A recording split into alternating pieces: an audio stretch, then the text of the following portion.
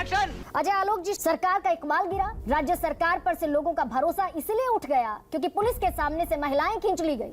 बात तो सही है। और वो सब कुछ हुआ जो नहीं होना चाहिए था। मणिपुर जलता रहा। क्या हमें मणिपुर के सामने शर्मिंदा होना चाहिए? हाँ भाई हाँ। हम मानते हैं कि राज्य सरकार के तौर पे शुरुआती दौर में गलतियां हुई हैं और उसके बाद स्थितियों को नियंत्रण में करने के लिए व्यापक कदम उठाए गए हैं। झूठ है, झूठ है, झूठ है। जब गृह मंत्री खुद 3 दिन वहां बैठे, सारे सेंट्रल पैरामिलिट्री फोर्सेस की व्यवस्था की, लेकिन संसद में पिछले 9 दिनों से क्या हुआ ये आपने भी देखा, पूरे देश ने भी देखा। नहीं कि जब एक ट्रिवियल इश्यूज बना के ये नियम नहीं वो नियम, प्रधानमंत्री बोले ये नहीं, चर्चा से भागने की पूरी कोशिश विपक्ष के द्वारा की गई। झूठ बोलो, बार बार झूठ बोलो। उसके बाद मलहम लगाने की जरूरत है, सबको मिलकर मलहम लगाने की जरूरत है, सबको अपना एफर्ट करने की जरूरत है। ठीक है, आज हम सत्ता में हैं, दूसरी बार वीरेंद्र सिंह जी चुन के आए 2022 में मणिपुर में, लोगों का उन पे भरोसा था। जनता को आप मूर्ख समझना बंद कर दीजिए। और भरोसा है इसलिए उन्हें चुना भी। लेकिन कांग्रेस पार्टी जो इतने वर्षों तक सत्ता में रही, क्या उसकी जिम्मेदारी मणिपुर के लोगों के लिए नहीं बनती है? अरे कहना क्या चाहते हो? प्रधानमंत्री जवाब दो, प्रधानमंत्री जवाब दो। अरे मणिपुर पे आप चर्चा कीजिएगा तब तो कोई जवाब देगा। कुछ भी अजय जी, आप जिस चर्चा से भागने की बात कर रहे हैं, मैं सारी चीजें फिलहाल समक्ष रखती हूँ उस दर्शक के जो हमें देख रहा है।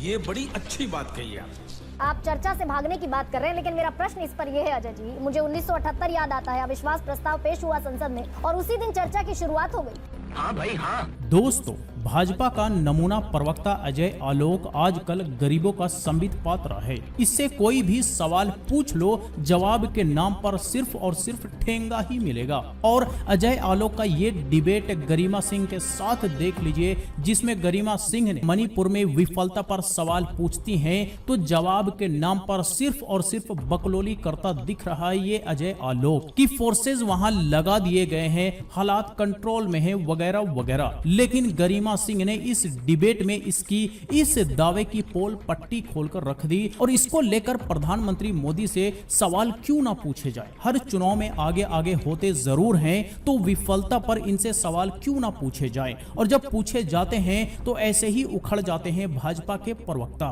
तो क्यों हमारी संसद, जिसकी तरफ मणिपुर देख रहा है, आंखें उठाकर देख रहा है, बड़ी उम्मीद से देख रहा है कि संसद मलहम लगाए, संसद बैठे, तो अविश्वास प्रस्ताव तो दिया ही इसलिए गया कि मणिपुर पर चर्चा हो। बात तो सही है।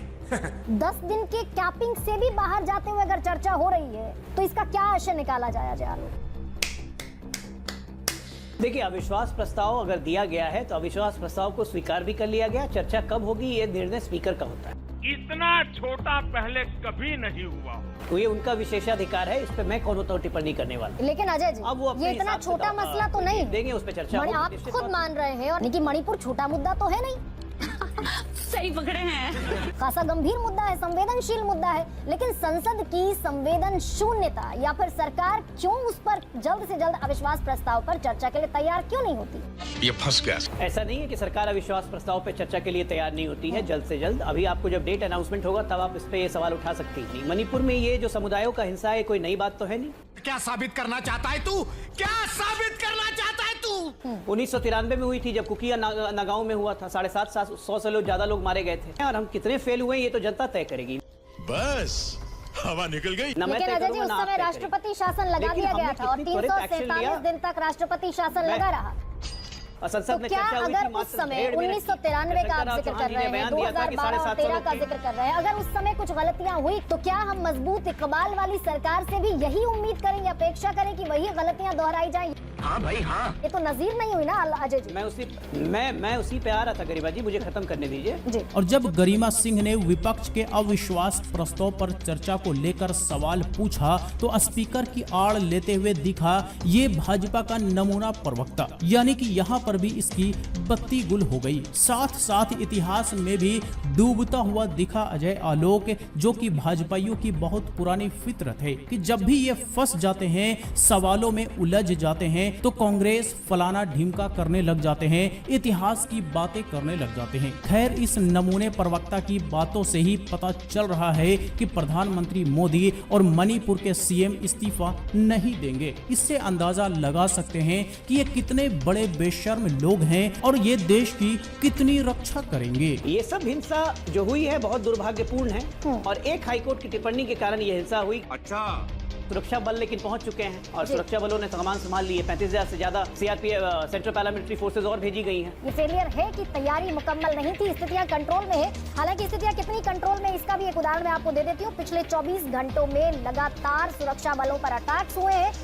अरे बाप रे। और उन्हीं हथियारों से हुए हैं जो हथियार पुलिस ऑफिसर से लूटे गए, पुलिस थानों से लूटे गए। और 5 मौतें तो रिकॉर्डेड है। 2 मौतें कल हुई हैं, 3 मौतें कल हुई हैं। आंकड़ा लगातार बढ़ रहा है, लेकिन मैं आऊंगी। मजा आया।